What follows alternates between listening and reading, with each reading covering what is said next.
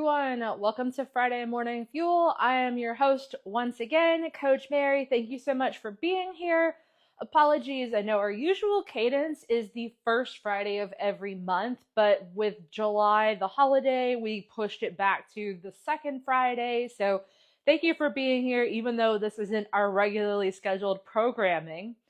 For this month, we're going to be talking about protein bars and just kind of the different qualities or considerations for if you need one, should you buy one, what to look for if you are buying them, or if you are more in tune to making things on your own. Today, we're actually going to be doing some homemade bars, so trying out a brand new recipe. So you're winging it just like I am. So thank you so much for being here. I'm going to get a couple of things going on our homemade bar recipe first before we dive into some of our conversation pieces. So this recipe is going to use 5 ingredients. Pretty simple, pretty straightforward. We're going to be using milk, 1/2 of a cup. I'm just going to use almond milk because that's what I happen to have in my fridge. You could absolutely use any kind of milk. If you have dairy or nut allergies, you can choose different options for your milk there. We're going to go with 1 cup of peanut butter. It specifies chunky. I guess you could use smooth. I like to grind my own peanut butter. It's super simple. You just get like a container of peanuts from the store and then go through the food processor. It takes about like 10 minutes or so. It gets a really nice consistency between smooth and chunky, in my personal opinion. We're going in for sweetener and also as a binding agent, 1/2 cup of maple syrup, which I've got here off to the side as well. We're going in with 1 cup of whey protein. I am using an unflavored protein powder. And again, depending on your nutritional needs, you could use any kind of non-animal based or flavored as needed. Again, this is, I think, just a very base recipe. So I will let you know how the base goes, and then we can talk about some customizations maybe post-episode. And then we're also going to be using some oats as well. And then for flavoring, we've got cinnamon, and I'm going to use some chocolate chips for today. So I will have you know that I did a test run of a different recipe 2 days ago in preparation for this episode. And the original recipe that I used was something that was a no bake method, no cook method. And so the primary similar ingredients, it just was throw everything in a bowl, mix it together, press it into your pan shape, and then refrigerate it. What I found doing it that way is that the consistency wasn't really great. So like even when mixed together, I found myself having to add more peanut butter, more sweetener, just like a dough would not form because there was no like heat or like really good like binding agent utilized. So the good thing about today's recipe is that we are going to cook a little bit. So warming the ingredients up will make them easier to work with. It'll also help ingredients blend together very well. So what I have on my stove right now is I have a sauce pot and I have it warming up at like medium, low heat. I'm probably going to turn that down just a little bit here. So we're going to go ahead and add our peanut butter, our milk, and our maple syrup ingredients into the pot.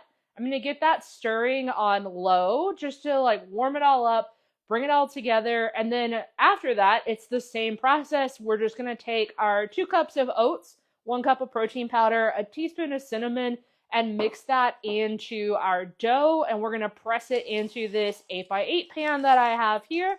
So to get that going, I'm going to use some parchment paper. Ooh, at the end of my roll of parchment paper. How very convenient, very timely. So I'm just going to press the corners down here to give it a little bit more shape. This recipe that I'm using says you can also just grease the pan depending on just your style. I know this will make for easier cleanup. All right, so I've got my parchment paper here. We're going to just set that to the side. We're going to toss this to the side as well. All right, so we're going to add in our 1 cup of peanut butter, our 1/2 cup of milk, and our 1/2 cup of maple syrup to my saucepan here. All right. So I'm going to add in our 1/2 cup of maple syrup. It is just 1 type of sweetener. You can absolutely use any kind of sweetener here. If you like honey, I would definitely go for something that is a liquid sweetener. So you could also use like a liquid monk fruit or xylitol, or depending again on your needs. Good. We're going to add our half cup milk. Good. I think this is going to come together fairly quickly. All right.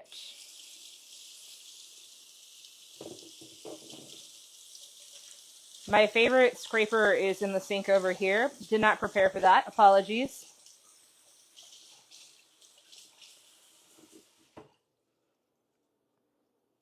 All right. I'm going to just reuse my same half cup here, and we'll do 2 rounds to make it 1 cup. So we're going to scoop. This is probably going to use up the last of my peanut butter here. Add that in. Fantastic. That's 1/2 of what we need. Let's scoop out this other half here. In fact, I'm just going to go ahead and scoop straight from the container. This will make my half cup. So we've got everything on low heat.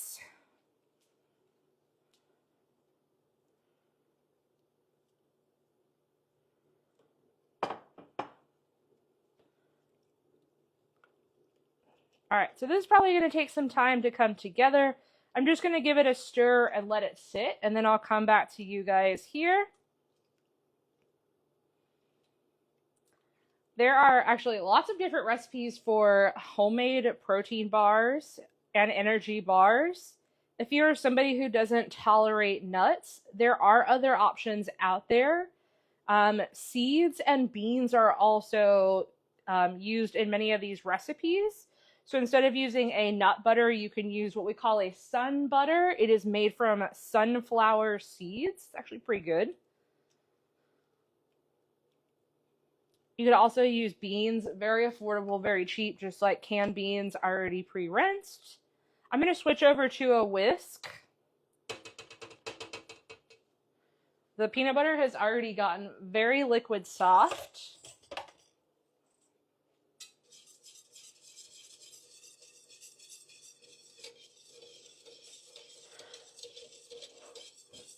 All right, so it is chunky peanut butter. I'll call that out again. It is not going to be perfectly smooth. In fact, we're already at our good consistency here. So that came together in no time. I'm going to grab us a bigger mixing bowl so that we can add in the rest of our ingredients, start to shape our dough.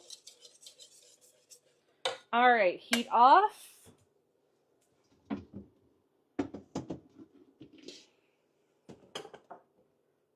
All right, now I'm not using a clear mixing bowl, but this is just my favorite mixing bowl of all time.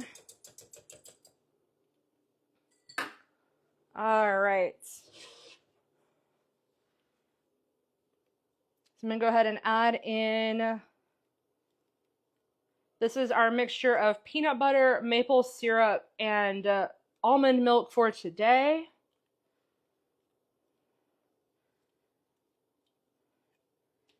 If you can see the consistency here, it's very runny, very smooth, exactly what we need for mixing everything in. I'm going to go ahead and add in my 2 cups of rolled oats, 1 cup of unflavored whey protein isolate, and some cinnamon for additional flavoring.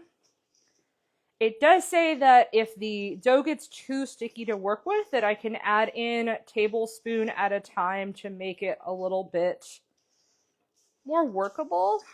Seems to be doing fine for now. It smells pretty good.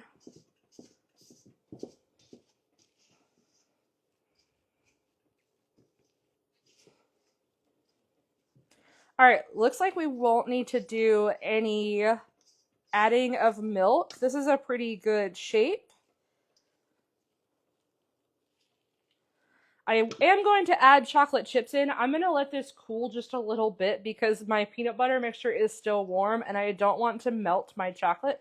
Although if you really like chocolate, you could absolutely do a melted chocolate flavoring here. All right, so all combined, as you can see, I didn't need to add any milk. It's almost like a cookie dough consistency, maybe a little bit stickier because of the peanut butter. Right now it's still very warm. We're just going to set that aside for the moment. And then the last couple of steps are just to add in our add in our additional ingredients for whatever kind of flavor we want. Today I'm just going to use mini chocolate chips. Other options you could use nuts, you could use dried fruit, get really creative with that there. And then we'll press it into our pan and we will let that cool completely. You could also speed it up by putting it in the fridge or in the freezer. All right, so that was a great example of that came together very quickly. But now let's talk about some protein bars.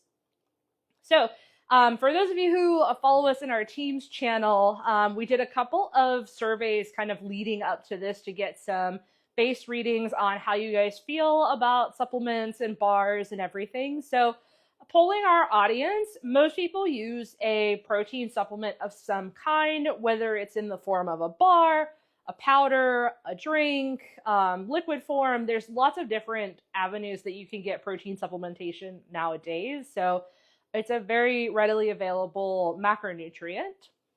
And then we take it a little bit further. So if you've ever been through the grocery store or into a Target and you've been over to the section where there are bar type foods, you'll know that there are lots of options out there. And sometimes too many options can be overwhelming and not quite sure which ones to select, which ones are good, or what things to keep an eye out for. So let's begin by talking about different kinds of bars that are available on the market.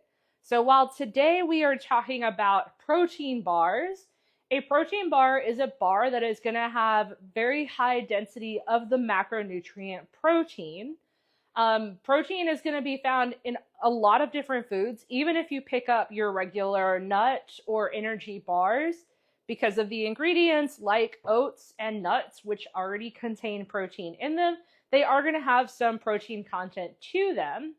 Generally, protein bars have the addition of other ingredients, maybe milk, maybe soy for stabilizers, and then some kind of protein powder or protein component to make it a higher density for protein. Other types of bars include energy bars. These are going to be things that are around the same amount of calories. So when we talk about bars, there's different categories for bars. Again, we're already talking about the different categories here, but you can also categorize bars by not just the macronutrient that's highly prevalent in them, but also how many calories gives us an idea as well. So a bar that is going to be probably 100 to 150 calories or less, we generally call those snack bars. And so they are just that. They are meant to be just a quick gap, maybe between a meal, or if you are exercising, it's an option available to you if you don't have food or something else prepared. Then you move up into kind of your energy and your protein bars, which tend to be calorically more dense, so approaching the like 150 to maybe 250 calorie range. And they're going to be a little bit, again, because they have more calories, they're going to be heftier, they're going to stay with you longer. And then our last category is going to be meal replacement bars. So meal replacement bars are going to have not only higher amounts of protein, they're also going to have fat and carbohydrates as well, because it's enough calories anywhere from like 300 to 400, maybe even 500 calories, depending on the type or how many you consume.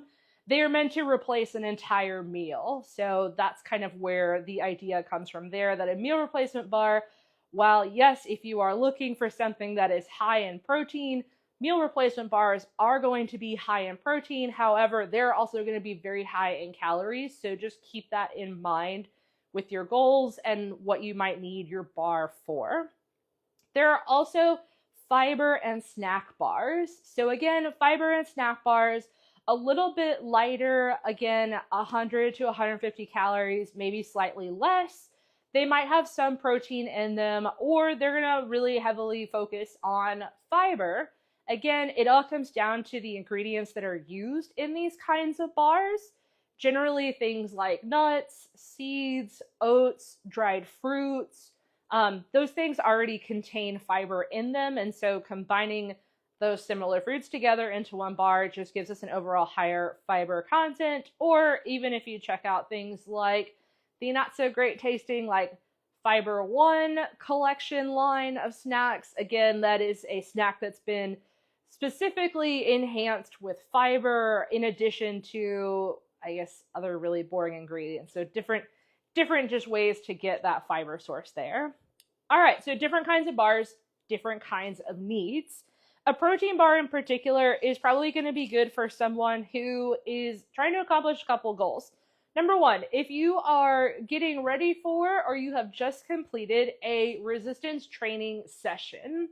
So going through resistance training, that's going to provide a little bit of stress and muscle tissue breakdown. And that stimulus means that we need a bit more protein to help kickstart that process and help build and repair those muscle tissues that we have now kind of slightly stressed out. So having a protein bar, again, either before or after, can be a useful need for that kind of bar. Coming down to an energy bar. So an energy bar is going to be slightly higher in carbohydrates. This is going to be great for people who are active and on the go, or before or during your workout. Again, we're just trying to give your body a little bit of fuel to get you going through your session. And then depending on the type of physical activity, if you are doing it indoors or outdoors, if you are outdoors in particular, the time of year, like right now, it's very hot. So you're also sweating and losing additional micronutrients. So energy bars might be good for you in those situations, as they are meant to provide you energy to get you through an activity. I would not have them as just a snack, just because they're a little bit higher carbs. They're probably not going to keep you full for very long. All right, I'm going to take a pause there. Our mixture has cooled down a little bit. I'm going to add 1 cup of mini chocolate chips to our mix. We're going to press it into the pan, and then we're going to continue on with our topic about bars. If you are somebody who uses bars, whether they're energy bars, protein bars, snack bars, let me know what brand you particularly like. And if you have a particular flavor that really just tickles your palate. All right, so we've got our mini chocolate chips added in. We're going to mix this all up. All right, now it's like very firm and hardened a little bit. I'm going to work this into the pan as much as I can with my rubber scraper, maybe even a wooden spoon for some firmness. If I need to go in with my hands, I might go in with my hands as well. If you are going to work this with your hands, again, the peanut butter and maple syrup mixture is just that. It's going to be very sticky, so recommend either greasing your hands, so you could grab a little bit of flour, or you could grab some of your like nonstick spray and just little spritz on your fingers. You can also just wet your fingers as well. It'll make that cleanup process a bit easier. All right, still got some warmth to our peanut butter. My chocolate chips are slightly melted, but that's okay. Everything is cooling down pretty well. And again, we are going to let it refrigerate for storage as well. Okay, so we got our mixture in. Let's go ahead and add it into our pan. This is an 8 by 8 baking pan. So I would say that it probably doesn't really matter, since we aren't baking these bars, that it doesn't matter what type of container, what size of container you use, since you're just going to press it into the shape that you'd like to use anyways. So you could also use a loaf pan.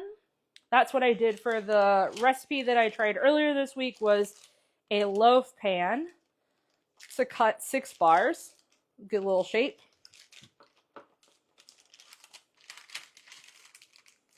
It's all gooey and melty. This is really funny. It says in the instructions to like mix it all in, and then if you want to like melt some chocolate and drizzle on top at the end. I definitely don't think I will be doing that, although I guess I could. It's like a brownie batter, you guys. Nice and thick.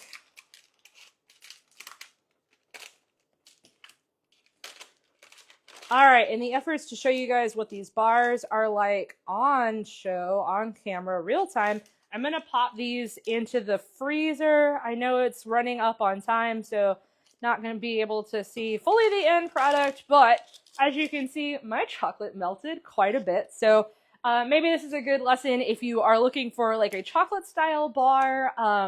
Maybe mixing cocoa powder instead of chocolate chips, and then you could do the chocolate chip drizzle on top. I could have also just let this cool a little bit longer. However, the dough would have continued to harden. Let's go ahead and pop this in the freezer and finish up our discussion around bars. All right, so what are some of the things to consider if you are looking for a bar to include either as part of training or supporting your training, or if you're looking to just incorporate bars? Great for traveling as well when you can't necessarily bring like refrigerated foods with you.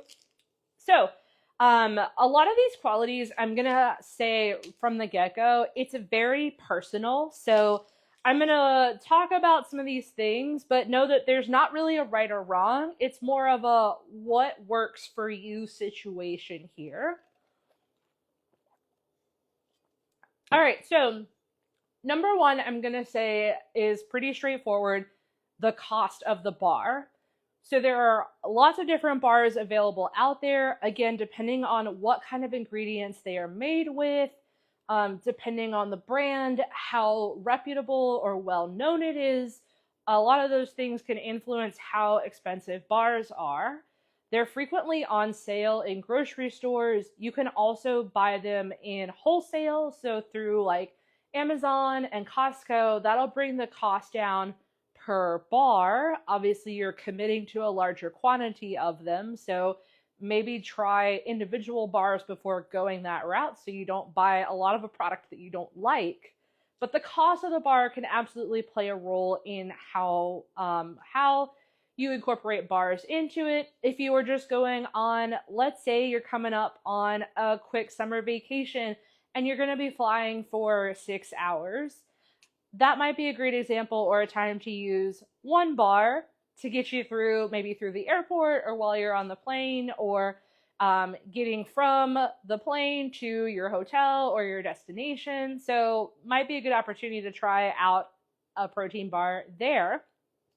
The convenience factor. Okay, so obviously these are pretty shelf stable bars. They do have expiration dates, so keep that in mind, especially when you are somewhere and you see bars that have been clearanced out, that they have an expiration date on them. Now, I will call that out as the expiration date is something that the store has to legally observe because of food regulations.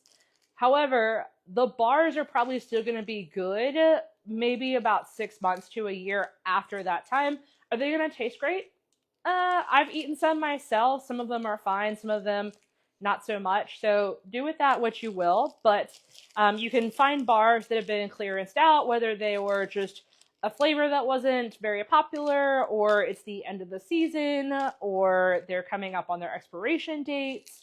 The bars can also be found not just only in the dry section, but there are some bars that are refrigerated. There's a lot of good, I believe they're called Core Power. I think they're more keto style bars, so they're higher fat with a little bit of protein in them. Those are found in the refrigerated section. So again, just keep in mind what you need the bar for. Do you have a way to keep it refrigerated, or do you need something that is going to be easily packable? Are you going outside? Does it have ingredients that will melt? So think about the convenience of the bar, but also what you're going to use it for. And then lastly, to tie it all together, nutrient density. And I know that's a very broad term, but a lot of things fall under this category. And probably the one that you want to know more about is how much protein to look for in a protein bar. So yes, how much protein in a bar, how much fat is in a bar, sugar alcohols, those types of things can definitely sway your opinion on what kind of bars to get. And so again, it's all going to come down to what works for you and personal preferences. Generally for your protein bars, I would say a good protein bar is somewhere that has between 15 and 20 grams. Again, you're looking for something that's about in the like 150 to 200 calorie range. If it's closer to that 200 calorie, that upper calorie range, it's generally going to have more protein in it. A lot of the bars also, if they are very, very high protein and very low calorie, they're going to be very low in fat. So something else to keep in mind with as well. Sugar and sugar alcohols. So many of the bars are geared towards individuals who do aesthetic based sports. I will put it at that. Or people who are just trying to change their body composition where macronutrients do make a difference. And so those bars are generally going to be very high in protein, very low in fat, carbs, and sugar, and they will often use sugar alcohols and other what we call non-nutritive sweeteners. So those are things, again, like your monk fruit, your stevia, your erythritol. I think the judge is still out on where these sweeteners play a role in our diet, but maybe you are someone who has more anecdotal experience and it works well for you, and I think that's great. I think that's you should do yourself. All right. And then number of ingredients. So if you look on the back of one of these bars, this is a honey stinger nut and seed bar. I don't think the type really matters, but when I flip over and I check out the ingredients label on my bar, not that you can see it, but it is literally 2 fingers worth of lines. There are probably, it looks to be maybe 30 or 40 ingredients in this bar. And again, maybe you're somebody who you absolutely just need this food. You need it to sustain your workouts. You just need it as a snack on the go. It's a last minute option. Maybe that's not a priority to you. That's totally fine. Maybe you are somebody who's a little bit more conscious about how many ingredients are in your bar. That's also perfectly fine, and I think a great way to go for your health as well. There are going to be some bars, I would say more so in the energy and snack category, but RX bar is a good option that has about 12 grams of protein and generally 5 or 6 ingredients.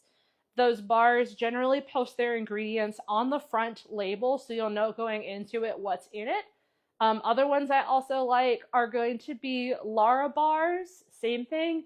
They're generally only 3 or 4 ingredients, some combination of dates, nuts, and then dried fruit, maybe chocolate or coconut, etc. So number of ingredients, just take some time to flip over and check the back label. I'm sorry I don't have more options off the top of my head for those with less ingredients, but as you can see from an earlier part of our episode, we also cooked our own protein bars in about 5 minutes or so. And with a little bit of prep, it had very minimal ingredients. I made it all myself. Obviously, there were some things like the protein powder and the chocolate chips that I did not process in my own home, so I don't really know how many ingredients are in both of those, but I get a little bit more peace of mind knowing that that was something that I had a little bit more control over in my life. All right, friends, that's going to wrap it up for our conversation today around protein bars. I know we could keep going on this topic for probably another like 20 or 30 minutes, but alas, our time is up. Thank you so much for joining. I will be sharing an update on how the bars turned out, so I will give you a live view of how they cut and how they taste, so stay tuned for that update. Next month, we'll be back on our regular schedule. Will be the first Friday of the month, and our topic is going to be functional beverages. So a lot of drinks out on the market, they're enhanced with super ingredients or make these really outlandish health claims. So we're going to dive into functional beverages, whether you should use them, which ones are good for you, and which ones to skip out on. Thank you guys, and we'll see you next time. All right.